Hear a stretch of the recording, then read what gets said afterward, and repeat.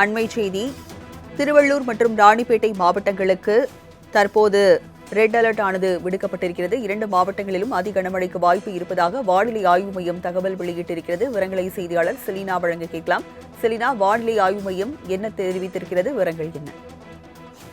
தென்மேற்கு வங்கக்கடல் மற்றும் அதனை ஒட்டியிருக்கக்கூடிய வடதமிழக கடலோர பகுதிகளில் நிலை வரக்கூடிய திக்வா புயல் என்பது வடக்கு திசையில் நகர்ந்து காரைக்காலுக்கு 100 கிலோமீட்டர் தொலைவிலும், புதுச்சேரிக்கு 110 கிலோமீட்டர் தொலைவிலும், சென்னைக்கு 180 கிலோமீட்டர் தொலைவிலும் நிலை கொண்டிருக்கிறது. இது குறிப்பாக வடதமிழகம் மற்றும் புதுச்சேரி கடற்கரை குறைந்தபட்சம் 70 கிலோமீட்டராக இருக்கக்கூடிய நிலையில் அடுத்து வரக்கூடிய 2 நாட்களுக்கு கனமழைக்கு வாய்ப்பு இருக்கக்கூடும் என்ற எச்சரிக்கை விடுக்கப்பட்டிருக்கிறது. குறிப்பாக இன்று தமிழகத்தில் திருவள்ளூர் மற்றும் ராணிப்பேட்டை ஆகிய மாவட்டங்களை பொறுத்தவரையிலும் அதிக கனமழைக்கான சிவப்பு நிற எச்சரிக்கை விடுக்கப்பட்டிருக்கிறது.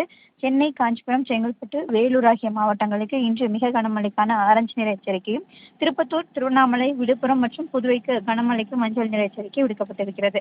அதே போல நாளை திருவள்ளூரில் கனமழைக்கான மஞ்சள் நிற எச்சரிக்கை விடுக்கப்பட்டிருக்கிறது. அதற்கு பிறகாக படிப்படியாக மழை குறைவதற்கான வாய்ப்பு இருக்கக்கூடும் என்ற எச்சரிக்கை விடுக்கப்பட்டிருக்கிறது. குறிப்பாக புயல் இன்னும் வலு இழக்காமல் இருக்கக்கூடிய நிலையில் வடதமிழக கடலோர மாவட்டங்களை ஒட்டி இருக்கக்கூடிய அனைத்து மாவட்டங்களிலுமே அநேகமாக மழைக்கு வாய்ப்பு இருக்கக்கூடும் என்ற எச்சரிக்கை விடுக்கப்பட்டிருக்கிறது. விவரங்களை வழங்கியதற்கு நன்றி செலினா.